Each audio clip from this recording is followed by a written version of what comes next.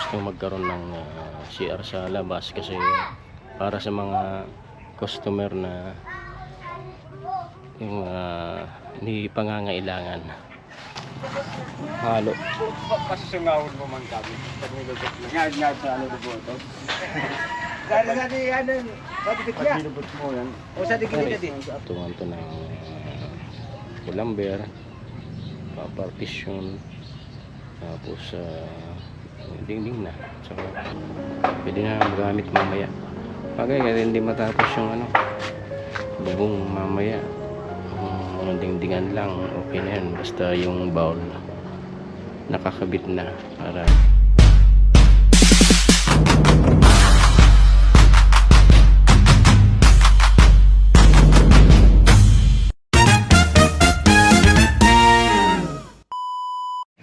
hello mga Gwenny, good morning.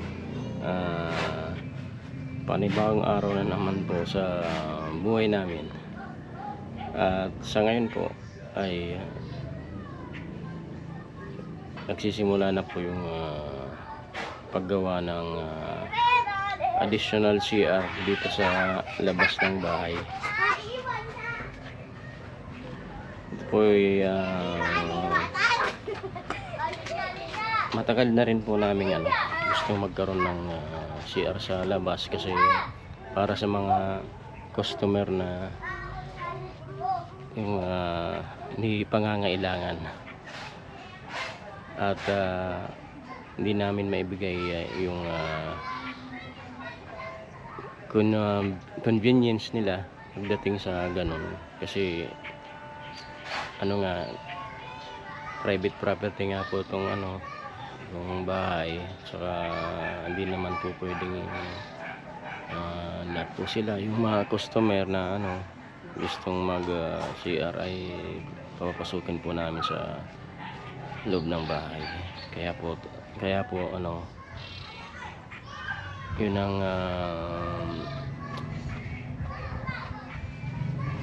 binalak namin na talagang magkaroon ng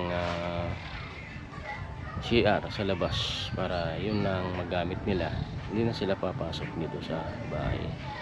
Okay po, at kukunan po natin ng clip yung ginagawa or gumagawa ng CR ngayon. Po, nag-order po ako ng hollow blocks na gagawin na pang asintado dun sa CR.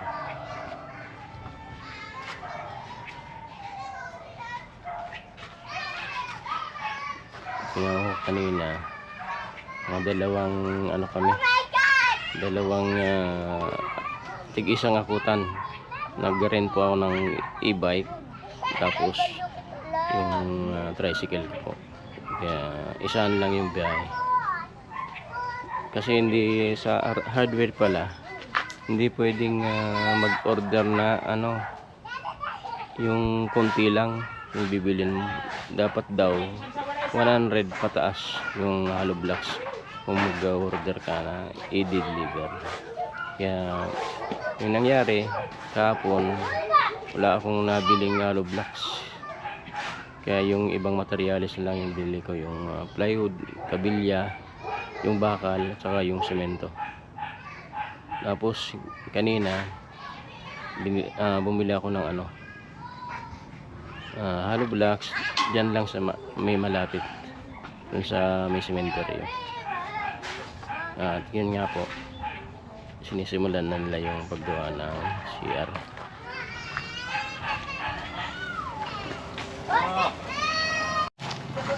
Halo. Pasasungawin mo man kami. Pag nilubot lang. Nga sa ano lubo ito. Dahil sa di ano, sa dikit niya. Pag nilubot mo yan. O sa dikit niya din. Arikan, Anong baul? Sabit na. paarog na. Hindi. Sara pertan. Sara pertan. Kabaya. Sabi ka alanganin man kung sa baul. Hindi pwedeng arani sa lubot. Ari. Bawol.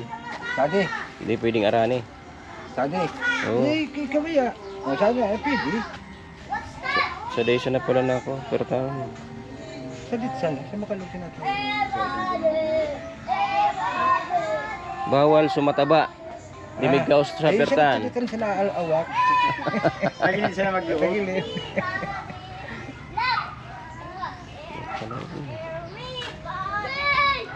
Pwede naman. Kadi sana. Kadi sana. Pagkaluog, amo na. Sige, ato kayo ka ng pinto. Kinsari kita ni Sadi. Bagay matatago man so PVC. Matatago nga yan. Ato buwan. Magtagaan. Irarumang ka ng Kamig siminto. ka pala. Tataas. Sadi na sa nagayod Sadi. Oo, sadi na sa pertan. Estimate ang tabi at ang kuwa. Tubong kapot mo yun. Oo.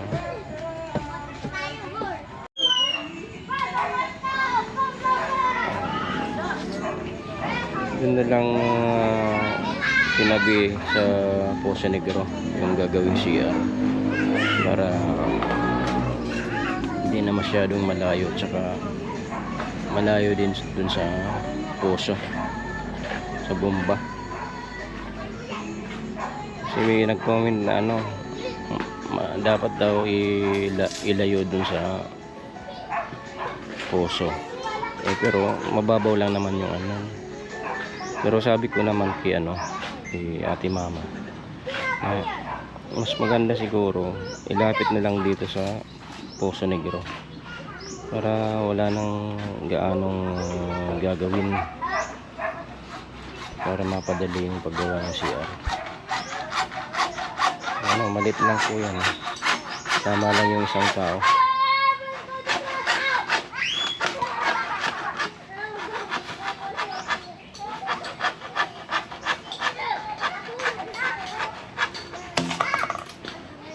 Punta ako dun sa kabilang bahay, kaya almusal muna.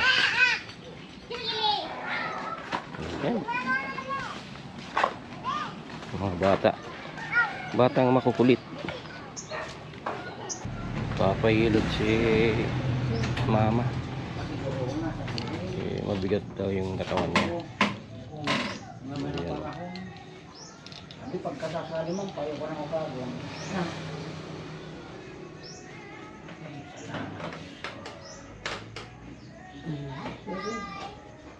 Ayan. Yung naghihilot sa kanya ay isang reflexologist. Siya?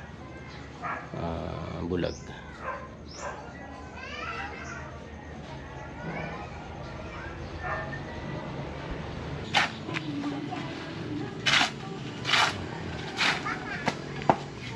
Sila lagay na mamaya yung bowl.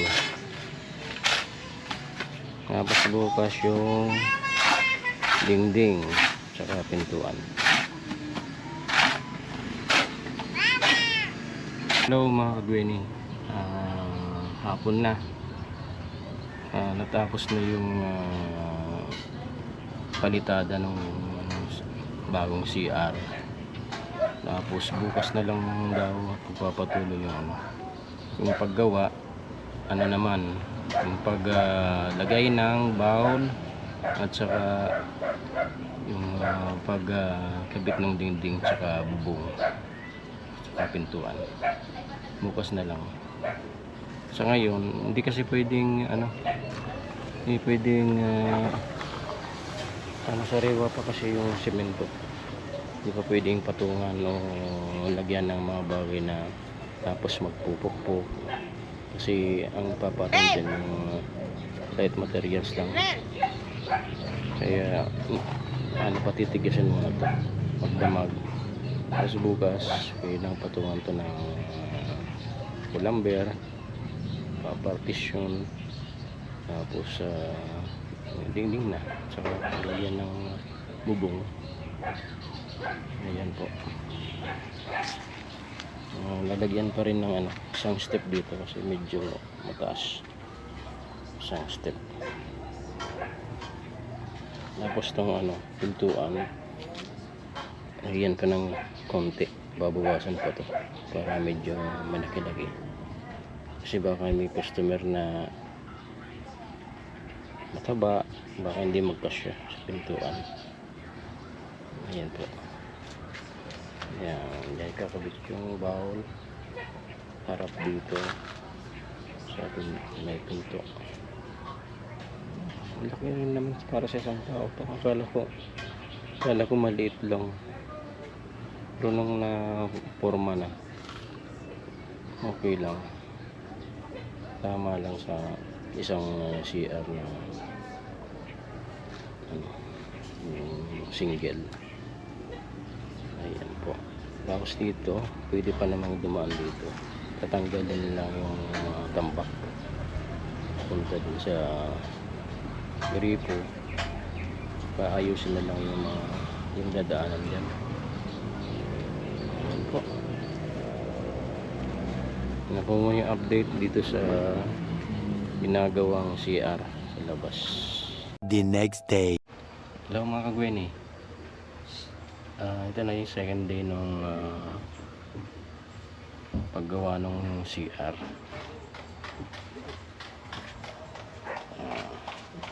Hindi ko nakakuhanan nung hapon yung pagtapos ng araw.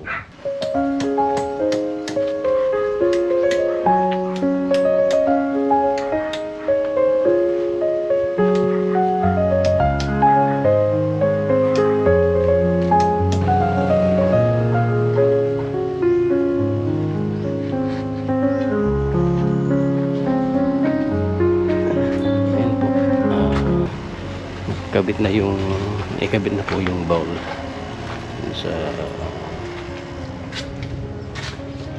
gagawing CR. At yung ginagawa nila kanina ay prepare na sila para sa dingding.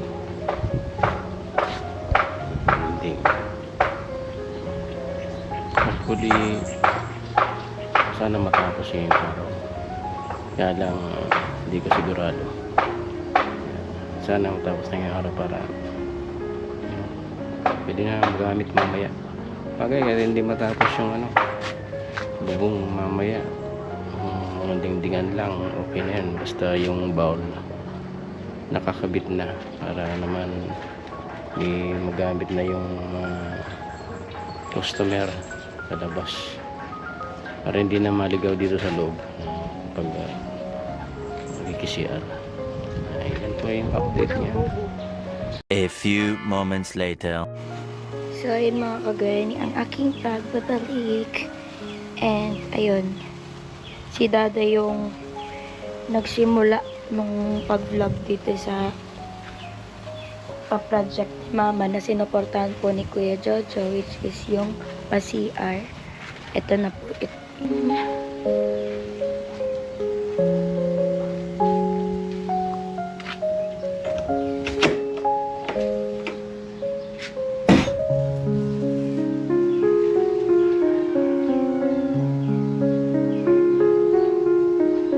A few moments later. Dahil mga kagaya niya ang aking pagbabalik at pasensya na po natagalan kasi naligo pa ako at hindi na rin ako nakapag-ayos kasi gusto ko ng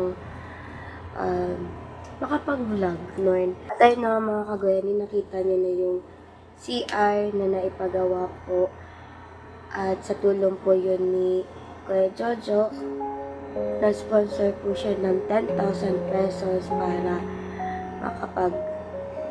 para CR po kami. CR para dun sa sa Boulevard para sa customer namin at ayun. Kung may video okay 5 tayo, may CR 5 dun tayo. So, ayun. Para syempre inihingan din natin ng 5 pesos yung bawat customers na magsi-CR dyan kasi syempre for income din and kung ano pa yung mga dapat i-improve dun sa CR naiipon din namin at may gastos din namin dun sa ginagawang CR.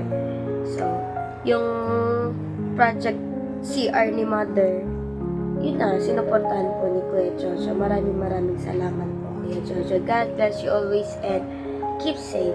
So, ayun mga kagayani, sana nag-enjoy po kayo at maraming salamat po sa patuloy na pag-support po sa akin at sa aking family. And I thank you. So, ayun. Don't forget to like, share, comment, and subscribe my channel. And please click the notification bell for updates. Thank you and God bless you all.